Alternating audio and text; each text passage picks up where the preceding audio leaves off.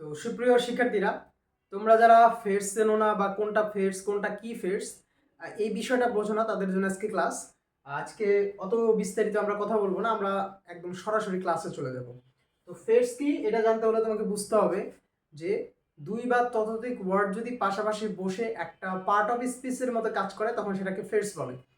এখন ক্লাস আর ফেরসের মধ্যে পার্থক্য কি? ক্লাসটা হচ্ছে সেখানে একটা সাবজেক্ট এবং একটা ফাইনাইট ভার্ব থাকবে, অর্থাৎ সেখানে ফাইনাইট ভার্ব থাকতে হবে। কিন্তু তোমার ফেরসে কিন্তু কোনো ফাইনাইট ভার্ব থাকবে না, সেখানে নন ফাইনাইট ভার্ব থাকতে পারে, হিসাবে কাজ করবে।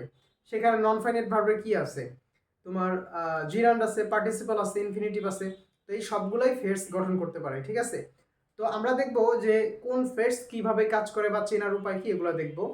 আর মেইনলি এখানে ফেরস হচ্ছে একটি শব্দগুচ্ছ যা বাক্যের মধ্যে একটি বিশেষ পার্ট অফ স্পিচ হিসেবে কাজ করে, এবং ফেরস প্রধানত 7 প্রকার। তো আমাদের যে ফেরসটা আসে সেখানে শুধু প্রোনাউন বাদে বাকি যা আছে সবই ফেরস গঠন করে, যেমন নাউন ফেরস, অ্যাডজেক্টিভ ফেরস, তারপর হচ্ছে ভার্বাল ফেরস, তারপরে prepositional Farrar's, conjunctional Farrar's, interjectional Farrar's. শুধু সেখানে কি নাই, সেখানে শুধু প্রোনাউন নামে কোনো ফেরস নাই, কারণ আমরা জানি নাউনের পরিবর্তে প্রোনাউন ব্যবহার করা হয়। সো এই যে প্রোনাউনের কাজটা সেটা নাউন করে দেয়, ঠিক আছে? আর এখানে নাউন ফেরস তাহলে কি সেটা আমাদের একটু দেখতে হবে। সেটা হচ্ছে যে ফেরস নাউনের মতো কাজ করে তাকে নাউন ফেরস বলে। এটা তো সহজ ডেফিনিশন হয়ে গেল। তাহলে নাউন যেই যে জায়গাগুলো বসতে পারে, নাউনের পজিশন যেই যেই জায়গাগুলোতে, নাউন ফেরসের পজিশন কিন্তু সেই সেই জায়গাগুলোতে। সো আমাদের আগে আইডেন্টিফাই করে বের করতে হবে যে নাউন কোন কোন জায়গাতে বসে, তাই না?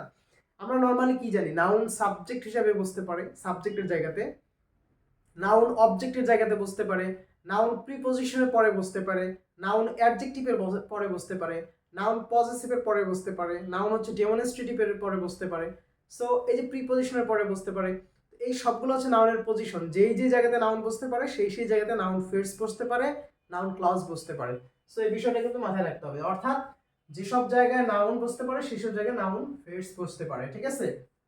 তো আমরা একটু এক্সাম্পল দিয়ে বোঝার চেষ্টা করব। দেখো এখানে বলছে to tell a lie is a great sin. এখন আমি বলছিলাম ভার্বের পূর্বে এবং পরে নাউন ফেরস বসতে পারে। সো এখানে দেখো ইজটা কিন্তু একটা ভার্ব, এটার পূর্বে এই যে টু যুক্ত হয়ে একটা নাউন ফেরস গঠন করছে, অর্থাৎ এটা আমরা ইনফিনিটিভ ধরতে পারি। তো এখানে দেখো ইনফিনিটিভ কিন্তু সিঙ্গুলার নাউন হিসেবে কাজ করতে পারে। ইনফিনিটিভ যখন সাবজেক্টের জায়গায় বসে তখন কিন্তু সেটা সিঙ্গুলার নাউন ফেরস হিসেবে কাজ করে। সো এখানে দেখো এই জন্য কিন্তু ইজ বসছে।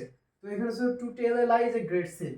তারপরে দেখো life is not a bed of roses. আমি একটু আগেই বললাম ডিটারমিনারের পরে বা আর্টিকেলের পরে কে বসতে পারে, নাউন বসতে পারে। সো এই জায়গাতে নাউন ফ্রেজও বসতে পারে, যেহেতু এটা একটা আর্টিকেল বা ডিটারমিনার। সো এটার পরে যে ফ্রেজটা শুরু হয়েছে এটা কিন্তু একটা নাউন ফ্রেজ, ঠিক আছে? তারপরে দেখো he is a man of letters. একই কথা, আর্টিকেলের পরে বা ডিটারমিনারের পরে নাউন ফ্রেজ বসতে পারে।